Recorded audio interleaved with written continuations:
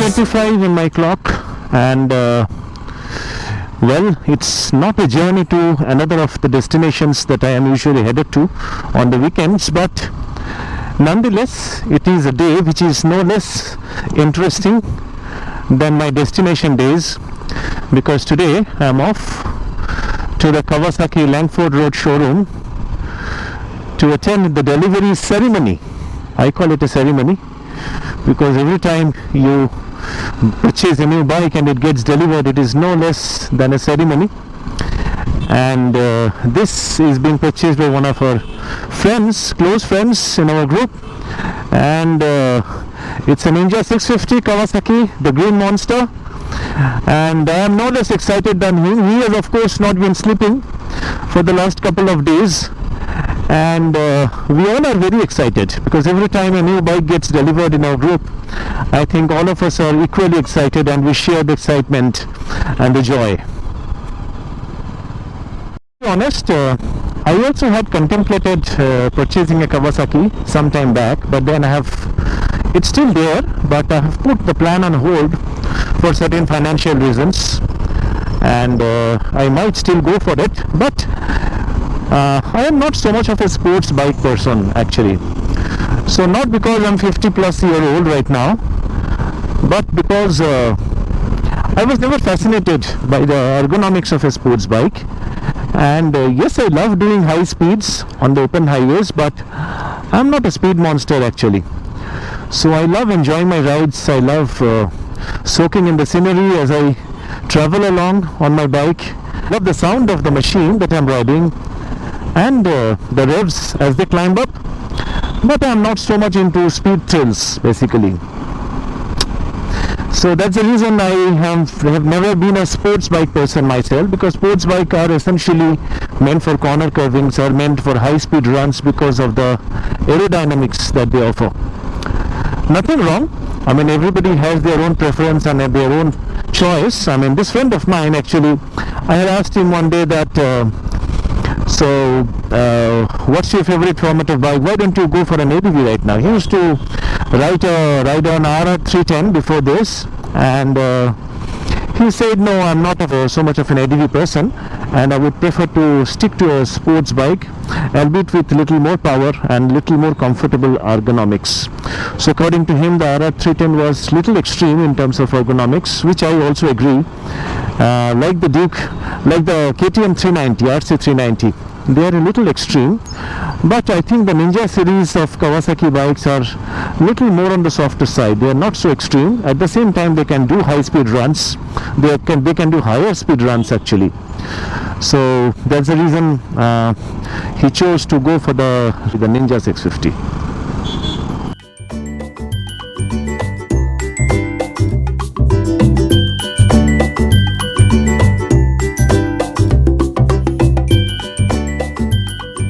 Through the Hall Road actually, the Hall Airport Road, and it's beautiful going towards the Langford Road, towards the city, and it's beautiful. You can see there is greenery on both sides. It's one of the most beautiful roads of Bangalore in the heart of the city, and they're almost touching each other. You're kind of passing through a green tunnel.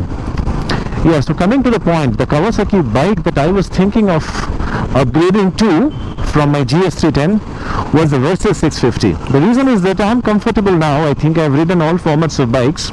I think I'm comfortable with the adventure format of bikes. I need a bike with a little more ground clearance. I need a bike with a little bit of straight sitting, comfortable ergonomics, and I think this adventure tourers actually fit the bill more than the other formats of bike for me.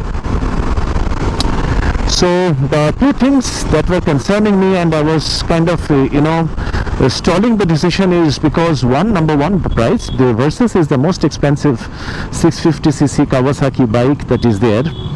That's one of the reasons. It's almost close to, if I'm not wrong, 11 lakhs on road in Bangalore. 10 to 11 lakhs is what I get. So it is quite expensive. And the second thing that's worrying me is the weight of the bike.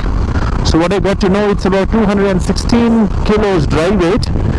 When fully laden with petrol, I think it will be significantly more. But 216 kilos is in comparison to the 175 kilos of my GS. So that's almost 35-40 kilos higher. So you can imagine that significantly higher amount of heft that you have to handle. And the kind of rides that I do, mostly 80% of the time I ride on inside the city or on the highways, but 20% of the time I do venture with my group. Whenever we do these group rides in places like the Kailasgiri Betta, etc., where we do encounter certain patches of off-road terrains. So I have not done the extreme off-road. My folks really do sometimes, but I have still avoided them. But you do not know when the situation will come and I have to go for an extreme off-road ride. So those are the situations where I think my GS will be more comfortable than the Versys, just simply because of the weight. Maybe the Versys is capable enough, but managing 216 kilos with petrol, probably 215 or 230 kilos, is quite a task.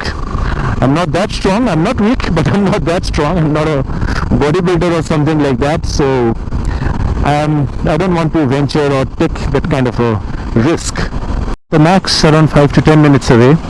So let me tell you about a biking paradox in our country. So if you're a working professional, I'm not talking about you if you're a person with a family business or something like that. If you're a working professional like me, into a regular 9-to-5 job, and you're a biker and you love biking and you aspire to own a super bike, all of us do at some point of time. The problem is, by the time you get that kind of money, you can arrange for that kind of money, you are already probably above 40 or whatever, depending on what your salary is and what kind of job you do, but mostly in most cases it will be above 40 definitely.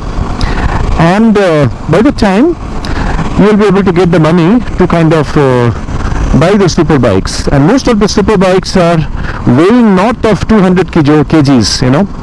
The reason being, they have multiple cylinders and they will be heavy. Obviously they are powerful and they are heavy. So by the time you are able to afford a super bike, you are not strong enough to handle them actually, because handling something that's 200 kilos plus requires strength, physical stamina, apart from skills. You might be skilled, but you may not be having the kind of physical stamina anymore that is required to managing the super bikes. So that's another paradox why I think super bikes are still selling in low numbers relatively in our country, apart from the fact that the road infrastructure is not as good enough as some of the developed nations, where you need to drive these extremely fast bikes actually. So there are multiple reasons, but this is one of the reasons why the sales numbers are low, at least for the working professionals like me. Give it a thought and post your comments if you think I'm right, wrong, whatever you think it is.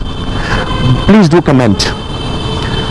And I think we are very close to the venue. It's 11:05, so there is still almost half an hour to go. Yes, so you can see that is the Kawasaki Langford Road showroom. You can see in front of you the green guys. Good. It's always exciting to see the number of bikes and number of different models that are there. We are at the Kawasaki showroom at Langford Road, and you can see most of our friends have already arrived, and you can see some of the green monsters are parked around here. That's a Z900. That's another that's a 300, I guess, the old one.